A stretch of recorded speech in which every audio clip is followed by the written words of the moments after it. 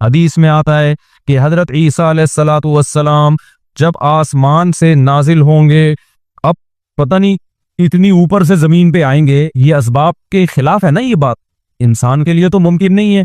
जब आप जमीन के खौल से बाहर जाते हैं ऑक्सीजन ही खत्म हो जाती है, जिंदा रहना मुमकिन नहीं है। लेकिन ईसा अलैहिस्सलाम को अल्लाह ने अपनी कुदरत से जिंदा रखा हुआ है।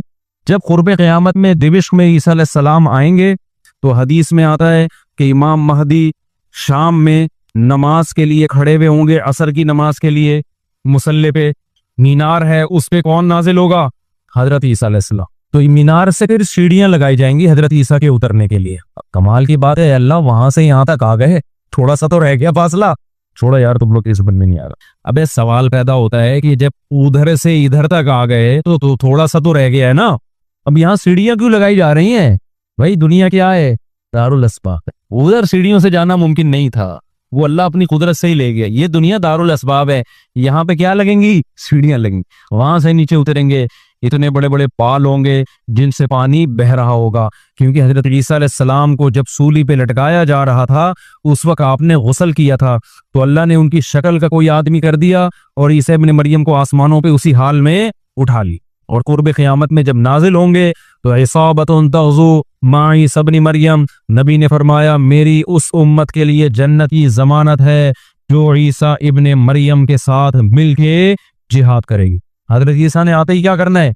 जिहाद करना है। तो और फिर ऐसा जिहाद होगा इम्मल इस्लाम व इम्मत सैफ, या तो इस्लाम है या तलवार है, बीच का कोई रास्ता नहीं है। और दुक़ातिलूनल यहूद, सबसे पहले लड़ाई किससे होगी? यहूद से होगी, ईसा इब्न मरियम की, क्योंकि यहूद ने आपको कत्ल करने की कोशिश की थी, तो अल्लाह ताला ईसा इब्न मरियम ही के जरिए उनसे इंतकाम लेंगे। खैर, अब ऐसा ना हो कल वो इमाम मेहदी आ जाए। आजकल मार्केट में इमाम मेहदी के नाम पे मंजन दिख रहा है, हर थोड़े दिन में कोई मेहदी। मेरे वालिद साहब एक वाकया बताया करते थे, हमारी महल्ले की मस्जिद में ना एक आदमी बहुत नेक था, इबादत करते करते ना उसकी खोपड़ी घूम गई ऊपर से। बाज़ लोग बहुत ज्यादा इबादत करते हैं, दिमाग खुश हो जाता है, खुराक होती नहीं है, हंसी मिजाक की कोई बात ही नहीं होती, तो ऊपर से सेटिंग क्या हो जाती है? आउट। तो उसकी सेटिंग आउट हो गई। बुरा नहीं था वो, मेरे वालिद साहब के पास आया, कहने लगा, मेरे वालिद साहब को लोग हाफिज साहब कहते थे, हाफिज साहब एक बात आपसे करना चाहता हूँ, आप जरा नेक आदमी लग रहे हैं, सिर्फ आपसे करूंगा, किसी और से नहीं। वालिद साहब ने कहा क्या? कहते हैं मुझे ना कुछ इल्हामात हो रहे हैं कि इमाम मेहदी में ही। वालिद साहब हमें ये वाकया सुना रहे थे, कहते हैं कि मैंने उससे कहा कि बस मुझे बता दिया, मेरे अलावा किसी को कतई नहीं बताना, वरना हालात का मैं जिम्मेदार, कोई भी बेल देगा। सही है ना? तो बस ये मुझे बता दिया ना, बस ये हम दोनों के राज की बात है और अल्लाह को पता है, किसी तीसरे को बताने की बिल्कुल भी जरूरत नहीं। फिर वालिद साहब ने उसको बोला भाई तू थोड़ा सा वज़ाइफ ना कम कर दे, थोड़ा सा नॉर्मल लाइफ में आ जाए, इंसान का बच्चा बन जा, तेरी खोपड़ी क्या हो रही है? Setting up. तो बहुत से इमाम मेहदी इस चक्कर में बने हैं, होते नहीं है। तो जब इमाम मेहदी ने आना होगा ना, तो सबसे पहली बात ये कि वो मेहदी होने का दावा नहीं करेंगे, उनको लोग कहेंगे कि आप मेहदी हैं, उनमें अलामतें देखे उलमा उनसे खुद कहेंगे, सारे पीछे पड़ जाएंगे कि आप मेहदी हो। समझते हो कि नहीं समझते हो? जो खुद से मेहदी होने का दावा करे वो तो मेहदी हो ही नहीं सकता। और जब इमाम मेहदी होंगे तो ईसा इब्न मरियम नाजिल होंगे, जिसके दौर में ईसा नाजिल नहीं हो रहे, इसका मतलब वो मेहदी है ही नहीं। तो हदीस में आता है हजरत मेहदी मुसल्ले पे खड़े होंगे, तो हजरत ईसा अलैहिस्सलाम आएंगे, तो वो हजरत मेहदी उनको मुसल्ले पे आगे करेंगे कि आप नमाज पढ़ाएं। लेकिन हजरत ईसा अलैहिस्सलाम किसके हवाले करेंगे मुसल्ला? कि ये नमाज आप ही पढ़ाएंगे। क्यों? मुझे अल्लाह ने नमाज पढ़ाने के लिए नहीं, मुझे किसके लिए भेजा है? जिहाद करने के लिए भेजा है। मैं तलवार लेके लड़ाई करूंगा, याजूज माजूज को कत्ल करेंगे। अब याजूज माजूज कहाँ हैं, इसके बारे में कोई सही बात हमारे इल्म में नहीं है। वैसे भी अगर हमें पता चल जाए कहाँ है तो दरियाफ्त हो जाएंगे ना, और कुरान कहते हैं कुर्ब क़यामत से पहले वो दरियाफ्त बोलो नहीं हो सकते। तो अल्लाह ने छुपा दिया है, उनको छुपा दिया है, तो छुपाया है इसलिए कि पहले ना पता चले किधर है। कुछ लोग कहते हैं ये चाइनीज है, कोई भरोसा नहीं है, वैसे लगता है कि शायद हो, क्योंकि वो जो जुल्करनैन ने दीवार बनाई थी ना, सीसा पिलाई हुई, और पहाड़ों के पीछे धकेल दिया था, और फिर थोड़ी तादाद हो गई उनकी, हदीस से पता चलता है शायद वो, लेकिन बहरहाल कोई यकीनी बात नहीं है। तो याजूज माजूज एक बड़ी ताकतवर कौम होगी जिसको हजरत जुल्करनैन ने सूरह कहफ में इसका भी तज़किरा है, पहाड़ों को बंद करके उनको धकेल दिया, कहीं छुपा दिया उनको। तो कुर्ब क़यामत में वो निकलेंगे और फिर दुनिया में तबाही बिछाएंगे, और फिर उनको कौन कत्ल करेगा? हजरत ईसा अलैहिस्सलाम। तो वो अभी नहीं निकलेंगे, जब निकलेंगे तो उनका अभी दरियाफ्त भी नहीं हो सकते वो। बाकी वो कुछ कहते हैं मरीख में, कुछ कहते हैं कहाँ है, हमें नहीं पता कहाँ है। बहरहाल बज़ाहिर तो लगता है ज़मीन में ही है, क्योंकि जुल्करनैन जो गए थे मशरिक और मगरिब शुमाल जुनूब का उन्होंने सफ़र किया, इसी ज़मीन में किया था सफ़र। तो वल्लाहु आलम। हमें बस इजमाली तौर पर इन चीज़ों पे ईमान लाना ज़रूरी है, इनकी डिटेल हमें बताई नहीं गई है, तो हमें डिटेल में जाने की इजाजत नहीं है। बाकी क़ियास आराइयाँ होती हैं, सही भी हो सकती हैं, गलत भी हो सकती हैं। अच्छा, तो मैं ये अर्ज़ कर रहा था कि 309 साल वो सोए हैं। वनुक़ल्लिबुहुम ज़ातल यमीनी व ज़ातश शिमाल, अल्लाह कहते हैं हम उनको पलटते थे, अब इधर को करवट लेके सोचो, अब इधर। वकज़ालिका बअसनाहुम, 309 साल के बाद उनको अल्लाह ने जगाया। पूरी हुकूमत बदल गई, पूरी हुकूमत का तख्ता पलट गया। अब जब 309 साल के बाद उठे हैं तो पेट कमर से चिपका हुआ है, ठीक है ना, भूख लग रही है टाइट वाली। तो क्या कहते हैं, कम लबिस्तुम, पहले आपस में कहने लगे हम कितना सोए हैं, हम कितना सोए। एक ने कहा लबिसना यौमन औ बाद यौम, या तो पूरा दिन सोए हैं, क्योंकि सूरज जब हम सोए थे तो यहाँ था, अब यहाँ है, लेकिन जब यहाँ है तो इसका मतलब पूरा दिन तो नहीं सोए हम, पूरा चक्कर तो हो जाना चाहिए था ना। मिसाल के तौर पर वो सोए थे मगरिब के वक्त और आंख खुल रही है इशराक के वक्त। अब कंफ्यूज हो रहे हैं ना कि यार अगर हम थोड़ा सोए हैं तो ये तो हमें लग रहा है बहुत ही ज्यादा सोए हैं, 24 घंटे से ज्यादा तो सो नहीं सकता कोई। तो कहने लगे या तो हम पूरा एक दिन सोए हैं या शायद उससे कम सोए हैं। कम सोने पर यह एतराज हो रहा है कि नींद तो बड़ी शानदार तरीके से पूरी हुई है, 4-6 घंटे में ऐसी होती नहीं है। और अगर ज्यादा सोए हैं तो सूरज जब हम सोए थे वो यहाँ था, अब यहाँ है, तो ये तो 24 घंटे भी पूरे नहीं हुए, क्योंकि उनका क्या ख्याल है कि ये 300 दफा पलट के सूरज आ चुका है। जब काफी देर उनकी बहस हुई तो कहने लगे रब्बुकुम अअलमु बिकुम, अल्लाह ही जानता है भाई कितना सोए हैं, इस बहस से कोई फायदा नहीं है, अभी तो रोटी की फिक्र करो। फबअसू अहदकुम बिवरिकिकुम, ये सिक्का राइजुल वक्त लेके जाओ और रोटी लेकर आओ। अब देखो यहाँ भी वो अल्लाह पे तवक्कुल कर सकते थे कि हम जा रहे हैं, पैसे ले जाने की जरूरत नहीं है, हमने अल्लाह के लिए कुर्बानी दी है, खिलाएगा कौन हमें, अल्लाह। ना ना ना भाई, अल्लाह ने कहा है जितने असबाब इख्तियार कर सकते हो करो। तुम एक अजनबी जगह पे जा रहे हो, तुम्हारे पास सिक्के होना, पैसे तो लेके जाओ। अरबों में ना जब जमाने जाहिलियत में हज होता था तो दूर दूर से जो अरब कबीले बैतुल्ला आते थे, पैसे नहीं लेके आते थे साथ में, कहते थे कि हम अल्लाह के घर की जियारत के लिए जा रहे हैं, तो खिलाएगा कौन हमें, अल्लाह, हम पैसे नहीं लेके जाएंगे। ये तो तवक्कुल के खिलाफ है यार, अल्लाह के मेहमान। वो मिसाल ऐसे देते थे जैसे आप अपनी नानी के जा रहे हो और अपनी खाना साथ लेके जा रहे हो, तो नानी को गुस्सा आएगा ना, बेटा मैंने तेरी दावत की है तो खिलाऊंगी कौन, मैं खिलाऊंगी तुझे, तू अपने साथ खाना क्यों लेकर आया है। तो कहते थे जब हम किसी के मेहमान होते हैं तो खाना साथ नहीं लेके जाते, मेजबान का काम है, तो हम अल्लाह के घर पे जा रहे हैं, हम पैसे लेके नहीं जाएंगे, अल्लाह पे तवक्कुल करेंगे। जब पैसे खत्म होते ना तो भीख मांग रहे, तो भाई को अल्लाह के नाम पे कोई खाना दे दे यार, कोई तो रोटी दे दे भाई। जब पैसे खत्म होते हैं तो क्या करते यार, कहीं से जुगाड़, फिर चोरियां चुकारियां शुरू कर देते। तो कुरान में अल्लाह ने आयत ने नासिल की, वतज़व्वदू, जब हज के लिए जाओ तो ज़ादे राह लेके जाओ, पैसे लेके जाओ। क्यों, फ़इन्न खैरज़्ज़ादि तक़वा, सबसे बेहतरीन ज़ादे राह तक़वा है, वो तवक्कुल जो तुम्हें भिखारी बना दे, गुनहगार, क्योंकि भिखारीपन ये तक़वा के खिलाफ है। तो पहले तक़वा की फिक्र करो कि लोगों के सामने हाथ ना फैलाने पड़े। तो उनको बता दिया अल्लाह ने सहाबा को कि तवक्कुल का ये मतलब नहीं है कि दुनिया में असबाब इख्तियार न करो, हज पे जा रहे हो तो पैसे लेके जाओ सारा। तभी फुकाहा कहते हैं, फुकाहा ने दीन को खूब समझाए कि हज सिर्फ इस पे फर्ज नहीं हो जाता कि आने जाने का इंतजाम हो जाए, ना ना ना, हज उस पे फर्ज होगा आने जाने का इंतजाम भी, रास्ते में खाने का इंतजाम भी, और जितने दिन आप घर की मार्केट से शार्ट रहोगे बीवी बच्चों के खाने का भी इंतजाम। आपका हज का आ गया भाई, आपने कहा मेरा जहाज का टिकट भी हो गया, होटल का किराया भी हो गया, खाने पीने का इंतजाम भी हो गया, निकल गए 40 दिन के लिए। बच्चे कह रहे हैं अब्बा मार्केट से क्या हो गया, अपा हम क्या खाएं यहाँ पे। तो अपा कह रहा है बेटा मेरे लिए चूंकि आने जाने का प्रॉपर इंतजाम हो गया था तो मुझ पे हज फर्ज हो गया है, क्योंकि अल्लाह ने कहा है जिसमें इस्तिताअत है हज फर्ज है, तो मुझ में इस्तिताअत ही हज फर्ज है।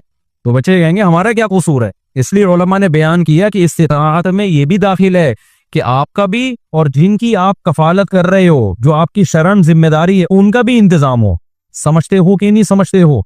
तो उन्होंने अपने साथ सिक्के लेके गए हुए थे, वो सिक्का राइजुल वक्त, जब निकाह होता है ना तो सिक्का राइजुल वक्त, मैंने सिक्का राइजुल वक्त में आपका निकाह फला, मैं ये लफ्ज निकाल दिया है भाई, इतने पैसों में कराया हमने, क्योंकि राइजुल वक्त ही सिक्के चलेंगे ना, या निकाह में डॉलर थोड़ी देंगे। कभी खरबूजा खरीदते हुए कहा कि सिक्का राइजुल वक्त के मुताबिक ये खरबूजा कितने रुपए किलो है, जैसे वहां सीधा सीधा बोलते हो भाई खरबूजा कितने रुपए किलो है, तो मेहर में भी वही है। जब पाकिस्तान में शादी हो रही है तो पाकिस्तानी रुपए में ही होगी, उसमें अलग से सिक्का राइजुल वक्त बताने की जरूरत नहीं। लोग कह रहे हो तो सिक्का राइजुल वक्त के मुताबिक, तो वहां से मेरी जबान पे ये आया है। तो उन्होंने कहा भाई ये सिक्का राइजुल वक्त है, इसको लेके जाओ और खाने पीने का इंतजाम करो। फिर कहने लगे देखो वलियतलत्तफ, चुपके से जाना, वला युशगिरन्न बिकुम अहदा, किसी को तुम्हारे बारे में पता ना चले। ऐसे मुंह लपेट के ना छप्पड़ में जाना और रोटी लेके छप्पड़ में वापस आ जाना। इससे भी पता चल रहा है कि वो अपनी हिफाजत का पूरा इंतजाम कर रहे हैं, फिर अल्लाह पे तवक्कुल कर रहे हैं। कुत्ता भी साथ लेके जा रहे हैं ताकि अजनबी लोगों से हमारी हिफाजत हो, ये भी पूरा इंतजाम। और उसके बाद भी एक बंदे को भेज रहे हैं, भाई लिपट के जाना, पता ना चले पकड़े ना जाए हम। और आगे उन्होंने क्या कहा, फलयंजुर अय्युहा अज़का तआमन, देखना पाकीज़ा खाना हो, हलाल खाना लेके आना। इससे भी पता चलता है कि चूंकि गैर मुस्लिम रियासत थी ना, वहां उन पर वाजिब था कि खाना खरीदने से पहले तहकीक कर लें कि हराम है या हलाल। इस्लामी मुल्क में इस तहकीक की जरूरत नहीं है क्योंकि हलाल ही होता है। यहाँ आप होटल में बैठ के पूछें ये गधे का गोश्त है या बकरे का गोश्त है, वो रख के एक थप्पड़ लगाएगा। क्यों भाई, गालिब यही है कि जब सामने वाला इंसान है और मुसलमान है तो गोश्त भी इंशाल्लाह हलाल ही होगा। सामने वाला गधा नहीं है तो गोश्त भी गधे का। यहाँ भी गधे के गोश्त बिके हैं मगर उनका रेशो कम है ना, उमूमन तो हलाल ही होता है। लेकिन जब आप गैर मुस्लिम रियासत में जाते हैं, फिर जब भी आप कोई चीज खरीदेंगे तो आप पर तहकीक करना वाजिब है, भाई ये हलाल है या नहीं। मैं यूरोप में जहां भी होटल में जाता था पहले पूछता था, अबे ये मुर्गी हलाल है कि हराम है? वो कहता था हलाल है। कैसे पता चला हलाल है? ठपा तो सबने लगाया हुआ होता है हलाल का। कहाँ से खरीदी आपने? वो बताता था फलां से। मैंने कहा आपको पता है कि वो हाथ से ज़बह करते थे? कि जी हमें तो नहीं पता। मैंने कहा फिर हम भी दिखाएंगे भाई।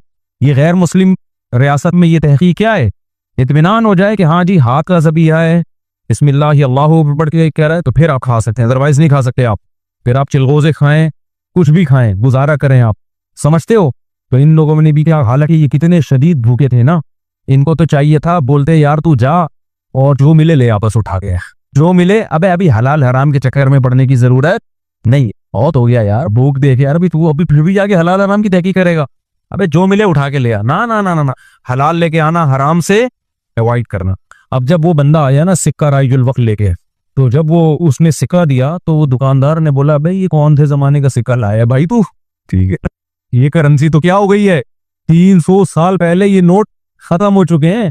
इसमें तो जिस बादशाह की तस्वीर है वो भी बुत परस्त बादशाह था, उसका तो खात्मा हो गया है। यहाँ तो जिहाद हुआ, दूसरी कौमों ने हमला किया, पूरी रियासत क्या हो गई है, खत्म। अच्छा वो भी देख रहा था कि यार ये तो वो शहर ही नहीं लग रहा, मैं कोई गूगल ने गलत तो नहीं बता दिया कहीं मुझे, है भाई? वो भी यही सोच रहा है ना जो कि भाई मैं कहाँ हूँ, ये वो जगह ही नहीं लग रही। तो 309 साल में तो सब कुछ चेंज हो जाएगा ना। बेल आखिर कुरान में चूंकि इख्तिसार है, बहुत शॉर्ट वाकयात सुनाता है। बेल आखिर क्या हुआ कि लोगों ने उससे पूछा तुम कौन हो? उसने पूछा भाई वो कहाँ है? उन्होंने कहा वो तो 309 साल पहले वंस अपॉन अ टाइम एक हुकूमत थी, फिर ये हुआ, फिर अलामतें देखी गई, ये पुराने सिक्के निकले। तो लोगों को, अच्छा इन लोगों की हिस्ट्री भी लोगों को पता थी कि पुराने वक्तों में चंद नौजवानों ने अल्लाह के लिए कुर्बानी दी थी और अपने इलाके से हिजरत करके चले गए थे, उनके नाम ये थे, उनकी अलामतें ये थी। तो इससे भी लोगों को ना हिस्ट्री से पता चल गया भाई ये कौन लोग हैं, ये वही लोग हैं। तो फिर बहरहाल जब हो गया तो इनकी तो बड़ी वाह वाह हो गई, यार ये तो बड़े करामती बुजुर्ग हैं, ये तो 300 साल से कहाँ सो रहे थे, गार में सो रहे थे। सब ने उनको बुलाया, भाई इनका तो बड़ा इकराम हुआ। मैं अब आगे मैं अपने स्टाइल में बयान कर रहा हूँ, कुरान में नहीं लिखा हुआ, जो होता है ऐसे मौके पे, भाई दम कर दें, हमारे वो गंजे के बाल नहीं आ रहे, हजरत इसके सर पे दम कर दें, इसकी शादी नहीं हो रही, इसके लिए दुआ कर दें, और ये बच्चा मुफ्ती मौलवी साहब मेरा बच्चा इंसान का बच्चा बन जाए। हमने जब पैदा किया था उस वक्त इंसान था, लेकिन अब जो रिपोर्ट है उसके मुताबिक ये जो शिकायतें आ रही होती हैं, कोई फूंक लगाते हैं, कोई तबलीग में निकाल दें, कोई नसीहत कर दें, जो भी उनका इतनी इज्जत हो गई, इतनी इज्जत हो गई, फिर उन्होंने वो सब आ गए और उनकी पड़ी, जो अल्लाह ने ना उनकी दुआ ऐसे कबूल की कि बजाय हिजरत करने के उन्हीं के वतन को उनके लिए सूटेबल बना दी। और बिल आखिर एक वक्त के बाद उनकी तबड़ी मौत हुई।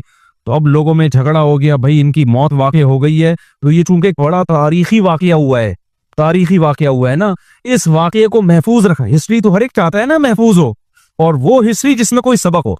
तो किसी ने कहा हम कुब्बा बनाएंगे, किसी ने कहा हम क्या बनाएंगे, लेकिन जो गालिब लोग थे, जिनको अल्लाह ने गलबा दिया था, उन्होंने कहा लनत्तखिदन्ना अलैहिम मस्जिदा, हम इनके गार, कहा जाता है कि उसी गार में उनको दफन किया गया, जिस गार में उन्होंने जिंदगी गुजारी ना, हम इनके गार के करीब एक मस्जिद बनाएंगे ताकि उस मस्जिद में नमाज भी हो, इबादत भी हो, अकीदा तौहीद भी जिंदा रहे, क्योंकि इन्होंने कुर्बानी तौहीद के लिए दी थी, और मस्जिद तौहीद का सबसे बड़ा जरिया है। मस्जिद बताती है कि सिर्फ अल्लाह को पुकारा जाएगा, तो उन्होंने फिर वहां मस्जिद बना दी। तो अब बाज लोग इससे कहते हैं, इससे पता चलता है मज़ारों पे मस्जिदें बनाना जायज़ है।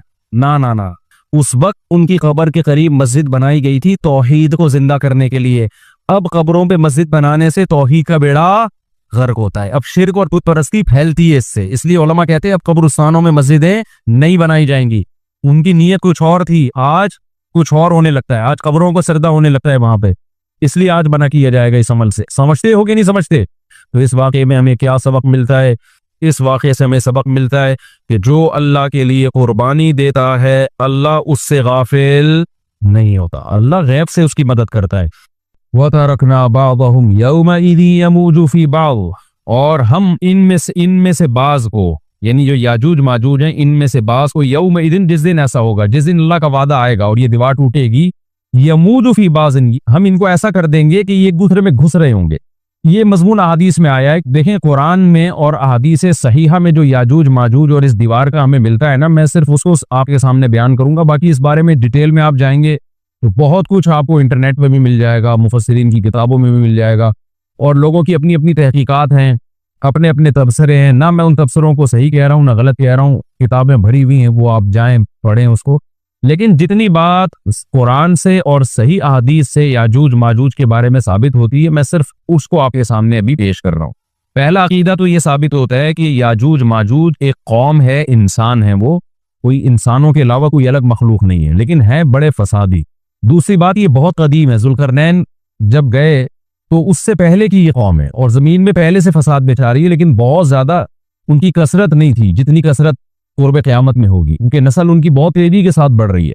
तीसरी बात यह है कि अल्लाह ने उनको दुनिया के किसी हिस्से में रख के छुपा दिया है। छुपाया इसलिए है कि उनके जाहिर होने का एक टाइम है, और वो है हजरत ईसा अलैहिस्सलाम का दौर। हजरत ईसा इब्न मरियम के दौर में याजूज माजूज जाहिर होंगे, तो इसी को आप चौथा पॉइंट भी कह सकते हैं। तीसरा पॉइंट क्या हो गया कि उनको छुपा दिया गया है। लिहाजा ये जो लोग कहते हैं ना याजूज माजूज दरियाफ्त हो गए, फला जगह है फला जगह है, तो भाई हमें जब एक चीज छुपा दी गई है और एक टाइम बता दिया गया है कि उस टाइम पे जाहिर होंगे, तो उससे पहले वो दरियाफ्त हो ही नहीं सकते। पहले दरियाफ्त हो गए तो इसका मतलब नबी सल्लल्लाहु अलैहि वसल्लम की गोया पेश गोई गलत हो गई। तो जो जिसका टाइम है उसी टाइम पे वो जाहिर होंगे। चौथी बात मैंने जैसे बताई कि हजरत ईसा अलैहिस्सलाम के दौर में वो जाहिर होंगे। पांचवी बात, सही हदीस से ये बात साबित है कि याजूज माजूज वो जो दीवार बनी थी उसको चाटते रहते हैं, खत्म करते हैं। अब चाटना क्या, जो लफ्ज हदीस में है उससे मुराद जबान से चाटना भी हो सकता है और ये किनाया भी हो सकता है कि उसको खत्म करने की कोशिश में लगे हुए हैं। और ऐसे चाटना, जब हम कोई चीज चाटते हैं ना तो बहुत थोड़ी थोड़ी वो खत्म होती है, तो इतनी मोटी इतनी बड़ी दीवार है कि वो उन्होंने अपनी स्ट्रगल और अपनी मेहनत नहीं छोड़ी है, तो वो दीवार को किसी न किसी तरीके से घिसाई में उसके लगे रहते हैं। तो जबान से भी चाटना हो सकता है और किसी और तरीके से उसको खत्म करने की कोशिश भी मुराद हो सकती है।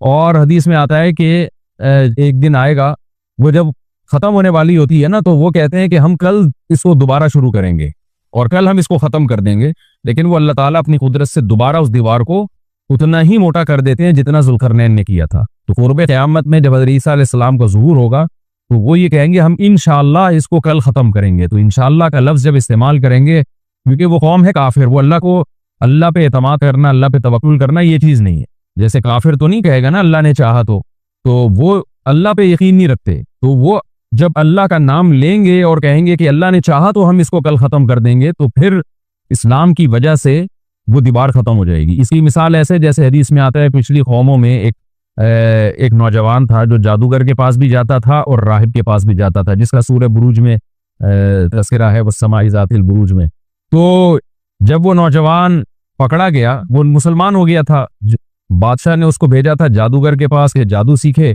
लेकिन वो राहिब के पास जाता, ईसाइयत सीखी उसने और नेक मुसलमान बन गया। तो बादशाह ने उसको कत्ल करने की हत्तल इम्कान कोशिश की, मगर वो कत्ल नहीं हो पा रहा था। बादशाह उसने उसको पहाड़ पे भेजा अपने सिपाहियों को लेके कि पहाड़ से ले जाके इसको गिरा दो, लेकिन अल्लाह ने मदद की कि वो सिपाही गिर गए, ये बच गया। बादशाह ने हुक्म दिया इसको समंदर में ले जाके गर्क कर दो, वो सारे सिपाही गर्क हो गए, ये बच गया। तो किसी भी तरह से इसकी कत्ल की कोशिशें कामयाब नहीं हो रही थी। तो इसने बादशाह से कहा कि तू अगर मुझे कत्ल करना चाहता है ना, तो चौक पे खड़ा करके तीर मुझे मार और कहे कि बिस्मिल्लाही व रब्बी हादल गुलाम, इस नौजवान के रब के नाम से मैं इसको कत्ल करता हूँ। तो अल्लाह का नाम लेके मुझे मारेगा तो मैं कत्ल हो जाऊंगा। नौजवान ये कुर्बानी इसलिए दे रहा था कि बादशाह जब पूरी पब्लिक के सामने अल्लाह का नाम लेगा तो लोगों को यकीन आ जाएगा कि भाई अल्लाह का नाम लेने से तो काम हो गया, और अल्लाह का नाम लिए बगैर काम नहीं हो रहा था। तो जो बादशाह अल्लाह को मानता नहीं था, आज उसको भी अल्लाह का नाम लेना पड़ा है। तो नौजवान ने ये कुर्बानी इसलिए दी कि बादशाह जब अल्लाह का नाम लेगा, लोगों को अल्लाह की ज़ात पे यकीन आएगा और लोग मुसलमान हो जाएंगे, ईसाइयत को कबूल कर लेंगे। तो उस नौजवान ने ये कुर्बानी दी और बादशाह ने अल्लाह का नाम लेके जब तीर मारा तो वो नौजवान शहीद हो गया। और लेकिन पूरा मुल्क मुसलमान हो गया, ईसाइयत कबूल कर ली। और सूरह बुरूज में फिर अल्लाह ने उनका तबसरा किया, उनका वाक़या बयान किया उनके बारे में कि कैसे बादशाह ने खंदक़ खोद खोद के पूरी कौम को जो है वो जो दीन से पीछे नहीं हटे उनको किस तरह से आग में फेंक दिया उन सबको। तो इससे पता चलता है कि काफिर भी बाज़ दफ़ा जब अल्लाह का नाम लेता है ना तो उसको दुनियावी फ़ायदा हो जाता है। तो याजूज माजूज भी तंग आकर फिर अल्लाह का नाम लेंगे और कहेंगे अल्लाह ने चाहा तो हम इस दीवार को कल ख़त्म कर देंगे, और बिल आखिर वो दीवार ख़त्म हो जाएगी। फिर कुरान के अल्फाज हैं आगे कि जब ये दीवार ख़त्म होगी वतरकना बाज़हुम यौमइज़। अच्छा हाँ, मैं बता रहा था कि हदीस से क्या पॉइंट पता चलते हैं, तो ये 5 पॉइंट हो गए। छठा पॉइंट ये कि हज़रत ईसा ही के दौर में ये किसी वबा के ज़रिए हलाक हो जाएंगे। हज़रत ईसा अलैहिस्सलातु वस्सलाम इतने ज़्यादा होंगे कि इनसे लड़ना मुमकिन नहीं होगा, जैसे कि कुरान में भी आ रहा है वतरकना बाज़हुम यौमइज़ यमूजु फी बाज़, हम इनमें से बाज़ को बाज़ के अंदर घुसा देंगे। इतनी कसरत से एक दूसरे में, अब आबादी की कसरत बहुत होगी इनकी, घुसे हुए होंगे एक दूसरे में, ये जैसे चींटी और मकोड़े होते हैं, तो इनसे लड़ना मुमकिन नहीं होगा। तो हज़रत ईसा अलैहिस्सलातु वस्सलाम लोगों को लेके कोहे तूर पे चले जाएंगे और बाकी मुसलमान वो अपने अपने घरों के अंदर बंद हो जाएंगे। और फिर अल्लाह की तरफ से एक वबा आएगी और उस वबा में ये सारे के सारे हलाक हो जाएंगे। और फिर जब हलाक हो जाएंगे तो इतनी ज़्यादा इनकी लाशें ज़मीन पे होंगी, इतनी ज़्यादा कि इंसानी आबादी इनकी लाशों से मुताफिन होना और बीमार होना शुरू हो जाएगी। इनकी लाशों से बदबू उठेगी और ज़ाहिर है इंसान होंगे ये, तो उसकी वजह से जो ज़मीन का माहौल ख़राब होगा। फिर हज़रत ईसा अलैहिस्सलातु वस्सलाम अल्लाह से दुआ मांगेंगे कि अल्लाह ताला इनको किसी तरह ठिकाने लगाए, कोई इंतज़ाम करे। फिर हदीस में आते हैं बारिशें होंगी और सैलाब आएंगे और उनकी लाशें बह बह के पानियों में जाके, समुद्रों में जाके ख़त्म हो जाएंगी। अल्लाह ताला उनको इस तरह से ठिकाने लगाएगा। तो ये यहाँ तक जितने भी मज़ामीन हैं ये सही हदीस से साबित है। तो कुरान कहता है वतरकना बाज़हुम यौमइज़ यमूजु फी बाज़, हम इनमें से बाज़ को बाज़ में छोड़ देंगे, बहुत कसरत होगी। वनुफिख़ फ़िस्सूर, और फिर सूर फूका जाएगा। कुरान में तो ये कि सूर फूका जाएगा, ऐसे लग रहा है जैसे फौरन फूका जाएगा, मगर अहादीस में तफसीर है कि फौरन नहीं फूका जाएगा। याजूज माजूज क़यामत की निशानियों में से एक बहुत बड़ी निशानी होगी, यानी इस बात की अलामत होगी कि अब क़यामत बहुत करीब है। तो हज़रत ईसा इब्न मरियम अलैहिस्सलाम जब नाजिल होंगे, मैं थोड़ी सी तरतीब बयान कर देता हूँ कि जो आज के बाद याजूज माजूज की चल रही है तो उससे मुंसलिक जो वाक़यात हैं जो उस दौर में होंगे वो भी मैं इसी लेक्चर के ज़मन में बयान कर देता हूँ। हमें सही हदीस से ये पता चलता है, कि क़ुर्ब क़यामत में जब मुसलमान बहुत कसमा पुरसी में होंगे तो खुरासान से लश्कर उठेगा। खुरासान ये अफ़गानिस्तान और ईरान का हिस्सा, इस इलाके को नबी सल्लल्लाहु अलैहि वसल्लम के दौर में खुरासान कहा जाता है, जिसमें कंधार भी आता है, ईरान का भी हिस्सा आता है इसमें। तो यहाँ से लश्कर उठेगा, मुजाहिदीन लड़ेंगे बहुत बड़ी तादाद में, दुनिया में जिहाद होगा क्योंकि मुसलमान जुल्म की चक्की में पिस के तंग आ चुके होंगे। और लड़ते लड़ते हदीस में आता है इतनी बड़ी बड़ी लड़ाइयाँ होंगी कि 1/3 मुसलमान शहीद हो जाएंगे उसमें, 1/3 मुजाहिदीन जो लड़ने वाले होंगे, और 1/3 जो होंगे वो मैदान जंग से भाग जाएंगे, और 1/3 को अल्लाह फतह अता फरमाएगा।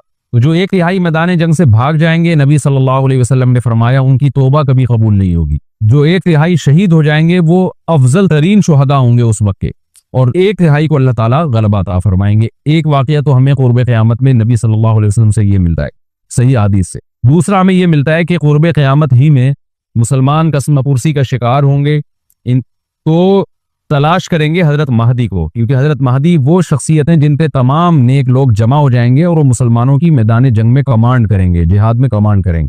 तो उनको बैतुल्लाह में तलाश किया जाएगा। वो रसूलुल्लाह सल्लल्लाहु अलैहि वसल्लम की औलाद में होंगे और लोग उनको पहचान लेंगे, अहलुल्लाह पहचान कर उनको अपना अमीर बनाएंगे और उनकी क़ियादत में फिर लड़ाई और जिहाद शुरू होगा। और ये लड़ाई जब दिमिश्क में लड़ाई हो रही होगी तो दिमिश्क में असर की नमाज के वक्त हज़रत महदी, मैंने जो ये कहा कि दिमिश्क में लड़ाई हो रही होगी, मकसद ये नहीं है कि दिमिश्क कोई मैदान जंग बना हुआ होगा, मकसद ये है कि वो मुजाहिदीन का लश्कर दिमिश्क में होगा असर की नमाज के वक्त। लड़ाई चाहे किसी और मैदान में हो रही हो, लेकिन हदीस में हमें दिमिश्क का तस्करा मिलता है। तो दिमिश्क में हज़रत शाम का तस्करा मिलता है, और जो क़राइन हमें मिलते हैं वो दिमिश्क की एक खास मस्जिद है। वो मस्जिद हज़रत मुफ्ती तकी उस्मानी साहब और मुफ्ती रफ़ी उस्मानी साहब ने उसको हाईलाइट भी किया, लेकिन वो यकीनी नहीं है, खूब समझे, उन्होंने उसका अभी तबसरा किया कि इसके बारे में कोई यकीन नहीं है। तो हज़रत महदी असर की नमाज पढ़ा रहे होंगे, लोग इमामत में आपके पीछे खड़े होंगे, यहाँ तक कि मस्जिद के मीनार पर आज भी वो मीनार मौजूद है जिसके बारे में गालिब गुमान है कि ये वो मीनार है जहाँ हजरत ईसा अलैहिस्सलाम नाजिल होंगे। गालिब गुमान के दर्जे में कहा जा सकता है, वरना फिर उसी के अड़ोस पड़ोस में कोई मस्जिद होगी।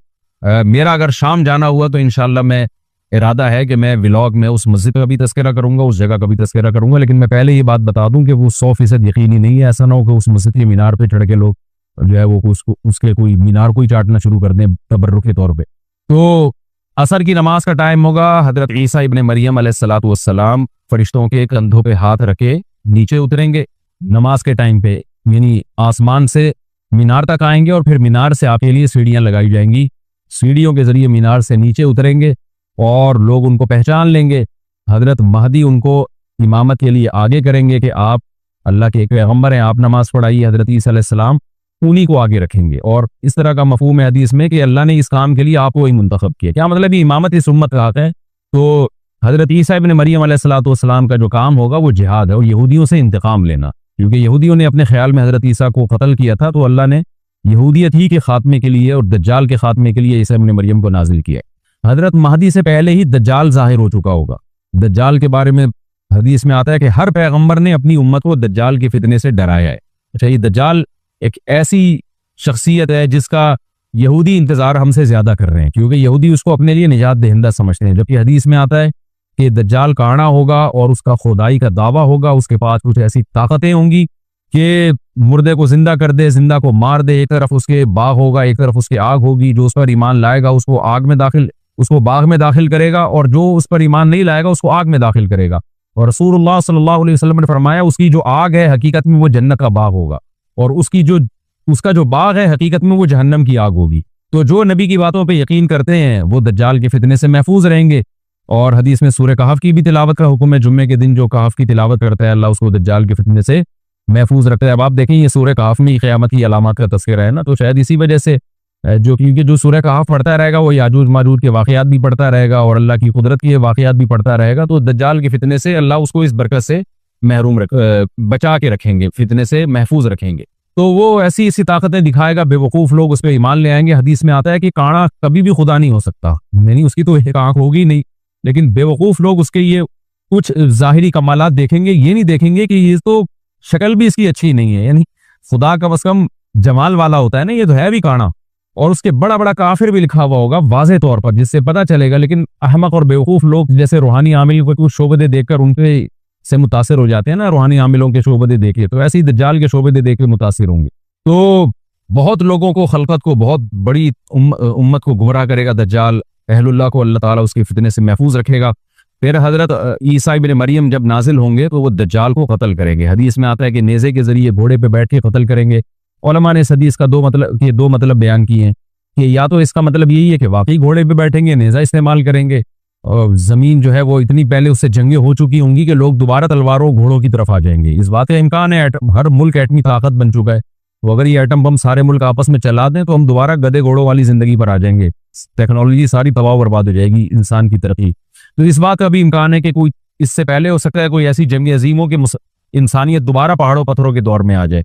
लेकिन जाहिर ये मालूम होता है कि रसूलुल्लाह सल्लल्लाहु अलैहि वसल्लम ने जो कलाम किया है, जाहिर है उस दौर के लिहाज से जो लोगों के जहां तक जो लोगों की मेंटल अप्रोच है वहां तक, तो नबी सल्लल्लाहु अलैहि वसल्लम मिसाइल या और टैंकों का तस्करा करते हैं तो क्या समझ में आता।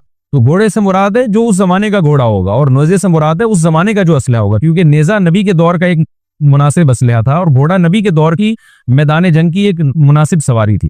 तो इससे ये भी पता चलता है कि हो सकता है ईसा इब्ने मरियम नेज़े के बजाय क्लाशनकोफ का इस्तेमाल कर लें। तो यानी वो नेज़ा जो है वो उस क्लाशनकोफ की या जो भी असलहा उस वक्त हजरत ईसा इब्ने मरियम इस्तेमाल करेंगे उसकी एक ताबीर है, तो इसका भी पूरा इम्कान है। तो हमें बहरहाल इतना ईमान हमारे लिए ज़रूरी है कि दज्जाल को कत्ल करने वाली जो ज़ात है, जो शख्सियत है, वो ईसा इब्ने मरियम अलैहिस्सलातु वस्सलाम, तो हजरत ईसा के जरिए अल्लाह ताला दज्जाल को कत्ल करेंगे और हजरत ईसा की क़यादत में ज़बरदस्त जिहाद होगा। हदीस में आता है कि ईसा इब्ने मरियम इस दुनिया को अमन से भर देंगे, इतना अमन हो जाएगा और इतनी माली फरावानी होगी, इतनी माली, क्योंकि दुनिया में माल बहुत है, डिस्ट्रीब्यूशन सही नहीं है, जो तकसीम है ना माल की वो जालिमाना है, जिसकी वजह से गरीब गरीब से गरीब है, अमीर अमीर से अमीर है। हजरत ईसा इब्ने मरियम ऐसा निज़ाम कायम करेंगे कि जिससे माल की सही तकसीम और लोग उठेंगे, ज़कात का मुस्तहिक तलाश करेंगे और लोगों को ज़कात का मुस्तहिक नजर नहीं आएगा। गरीब तलाश करना मुश्किल हो जाएगा। यानी एक आदमी, हदीस के मफहूम है कि ज़कात लेके घूमता रहेगा और उसको कोई गरीब नहीं मिलेगा, इतनी माली फरावानी हो जाएगी। फिर तिरमिज़ी की रिवायत में आता है कि अल्लाह की तरफ से बरकतें ऐसी नाजिल होंगी कि बड़े बड़े अनार पैदा होंगे, बड़े बड़े अंगूर पैदा होंगे, ज़मीन अपनी बरकतें खोल देगी। और हज़रत ईसा अलैहिस्सलाम खिंजीर को भी दुनिया से ख़त्म कर देंगे, तो खिंजीर की नस्ल को ख़त्म कर दिया जाएगा। वयज़उल जिज़िया, और जिज़िया का निज़ाम ख़त्म। इम्मल इस्लाम व इम्मत सैफ, या तो तलवार या इस्लाम, इसके अलावा नहीं।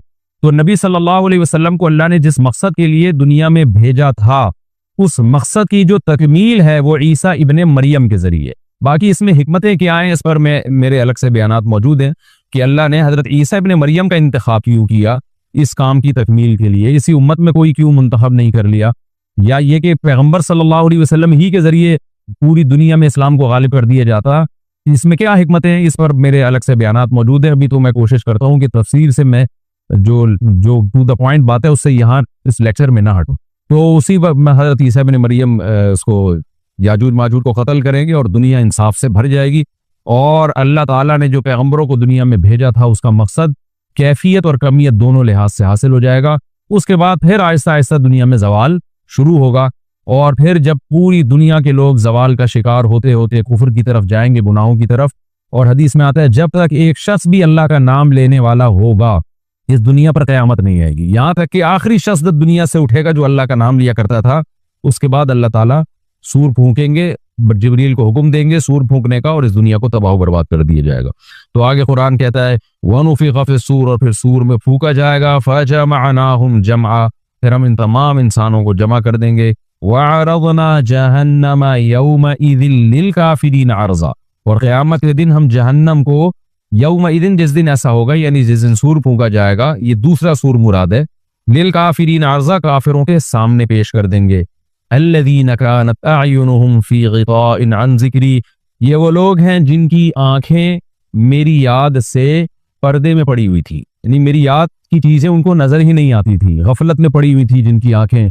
वकानु ला यस्ततीऊन समआ, और ये सुनने की सलाहियत भी नहीं रखते थे, ना हक बात सुनते थे ना हक देखते थे, बस अपने ख्वाहिशात की जो चीज़ें हैं वो इनको अच्छी लगती थी और वही इनको समझ में आती थी। तो ये हमारा रुकू अल्हम्दुलिल्लाह कंप्लीट हो गया।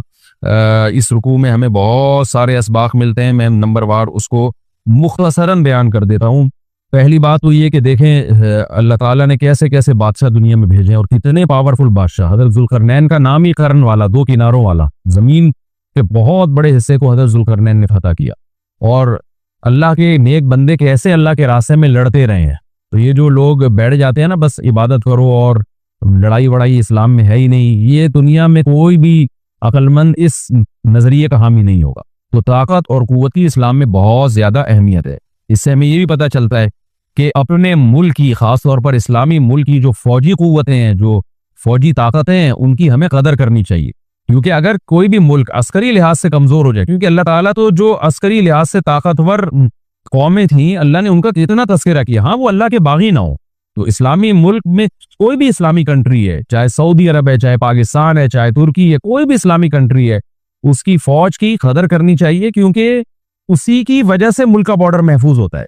अगर मुसलमान अस्करी लिहाज से कमजोर होना शुरू हो जाए तो काफिर हमें गाजर मूली की तरह काटना शुरू कर दें, इस्लाम दुश्मन कुव्वतें हमें खा जाएं, खत्म कर दें हमें खा के। तो नेक कुव्वतों को अपनी बका के लिए हमेशा से एक असलहे की और ताकत की जरूरत रहती है। इसकी अहमियत इस्लाम में बहुत ज्यादा है।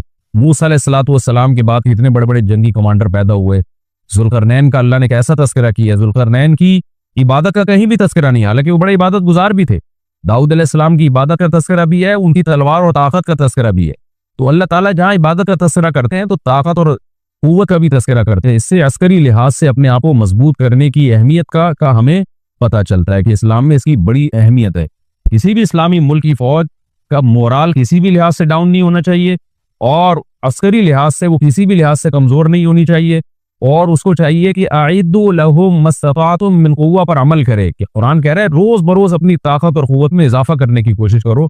इससे मुस्लिम कौम को कभी भी गाफिल नहीं होना चाहिए, और कोई भी ऐसा काम जिससे मुसलमान कुव्वतें और ताकतें कमजोर होना शुरू हो जाएं, इस काम से हमें बचना चाहिए।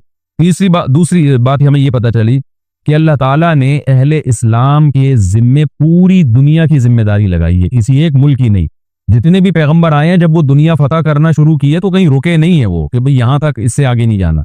उनकी सलाहियत ही खत्म हो गई हो, वसाइल ही खत्म हो गए हो तो अलग बात है। तो पूरी दुनिया है जिसमें अल्लाह के दीन को गालिब करना है। अब उसका तरीका क्या होगा, जाहिर है जो जिस जमाने में सूटेबल तरीका हो वो इख्तियार किया जाएगा। तो हज़रत ज़ुल्करनैन पहले इंतहाई मशरिक की तरफ गए हैं, जहाँ सूरज निकलता है, तो वहां से जहां से आबादी शुरू हो रही है, और उनका ख्याल था कि अब आगे आबादी नहीं है, तो फिर जाके स्टॉप किया है। मगरिब में भी ऐसे ही, शुमाल में भी ऐसे ही। तो हमें जब देखते हैं कि जब सहाबा कराम ने दुनिया फतह करना शुरू की है, तो हमें मुसलमान कमांडरों में भी ऐसे वाकयात मिलते हैं कि वो इलाके फतह करते करते समंदर के किनारे पहुंचे और उन्होंने समंदर को देख के कहा कि तेरे आगे भी आबादी होती ना तो हम अल्लाह का कलमा वहां भी बुलंद करते। ये दौर था मुसलमानों का, और ये ईसा इब्न मरियम दोबारा फिर वही करेंगे, पूरी दुनिया को फतह करेंगे। तो हज़रत ज़ुल्करनैन के इस वाक़े से पता चलता है कि पूरी दुनिया की जिम्मेदारी अल्लाह ने हमेशा से अहलुल्लाह पे लगाई है, और वो पूरी दुनिया में अल्लाह के दीन को गालिब करने की कोशिश में हमेशा से लगे रहे हैं। तीसरी बात हमें पता चलती है कि असबाब और वसाइल की अहमियत। हज़रत ज़ुल्करनैन ने जब इतना जबर पहाड़ों के बीच में इतना यानी लोहे की प्लेटें लगा के, तांबा पिघला के आहनी दीवार बनाई है, तो खुश हुए, हादा रहमतुम मिर रब्बी, मेरे रब की रहमत है। तभी तो अल्लाह का शुक्र अदा किया ना, खुशी पे शुक्र अदा किया जाता है। तो इससे ये भी पता चलता है कि साइंस और टेक्नोलॉजी, देखें ये काम टेक्नोलॉजी के बगैर मुमकिन नहीं था। तभी तो उस कौम ने कहा ना ज़ुल्करनैन से कि हम पैसे आपको देंगे, लेकिन हमारे पास वो वसाइल नहीं है, वो टेक्नोलॉजी नहीं है हमारे पास। और बज़ाहिर ऐसा लगता है कि इनके पास लोहा भी था, तांबा भी था, क्योंकि हज़रत ज़ुल्करनैन अब ये तो नहीं है ना कि जमीन के मशरिक की तरफ दोबारा लोहा जमा करने गए हों, तो वहीं से जो कुछ होगा निकाला होगा। तो वसाइल इस कौम के पास थे, टेक्नोलॉजी नहीं थी कि उस लोहे को और उस तांबे को पिघला के दोनों पहाड़ों के बीच में प्लेटें कैसे बनानी है और इनको कैसे उनके बीच में तांबा करके कहानी दीवार बनाई, ये टेक्नोलॉजी इनके पास नहीं थी। तो इससे हमें टेक्नोलॉजी की वैल्यू का भी पता चलता है। आज मुसलमान इसमें भी बहुत पीछे चले जा रहे हैं और इसको मजहब समझना शुरू कर दिया है, ये बात भी गलत है। हज़रत ज़ुल्करनैन ने इतनी ताकत और क़ुव्वत का इस्तेमाल किया और इतने ज़बरदस्त तरीके से उस वक्त जो भी उस सूटेबल टेक्नोलॉजी थी उसका इस्तेमाल करके दो पहाड़ों के बीच के रास्ते को बंद कर दिया, और इस पर खुशी मनाई है ज़ुल्करनैन ने। ये नहीं कहा कि भाई इससे कुछ भी नहीं होता, असल में तो बस इंसान को चाहिए कि वो अल्लाह अल्लाह किया करे बैठ के, और ये क्या अल्लाह से बस मदद मांगो, अल्लाह ही। याजूज माजूज के बारे में उनको कह देते हैं ज़ुल्करनैन के तुम सब रात को तहज्जुद में उठ के दुआएं मांगो, अल्लाह याजूज माजूज से तुम्हें बचा लेगा। ना ना ना, हज़रत ज़ुल्करनैन ने कहा दुआएं भी मांगो, यकीनन हुक्म दिया होगा दुआएं मांगने का, लेकिन हम पूरे असबाब और वसाइल इस्तेमाल करेंगे, लोहे की प्लेटें बनाएंगे, तांबे को पिघलाएंगे, ऊपर चढ़ाएंगे और इस तरह से पूरी मजबूत दीवार बनाएंगे। आज मुसलमान हाथ पे हाथ रख के बैठ गया है और वजीफों में और जो है बस वो चंद सुबह शाम के वजीफे पढ़ के वो समझता है कि सारी दुनिया के सारे मसाइल का हल इससे हो जाएगा। ऐसा नहीं है, आपको बहुत ज्यादा तरक्की करनी है, बहुत ज्यादा असबाब व वसाइल में आपको गैर मुस्लिमों से आगे निकलना है। जैसे कि ऊला का मुसलमान निकला था तभी अल्लाह ने उसके लिए दुनिया में फुतुहात के दरवाजे खोले थे। तो अल्लाह हमारे लिए फुतुहात के दरवाजे जब ही खोलेगा जब हम इबादत के साथ साथ साइंस और टेक्नोलॉजी के मैदान में भी आगे बढ़ने की कोशिश करें। और हमें कुर्ब क़यामत की अलामतें भी इस रुकू में पता चल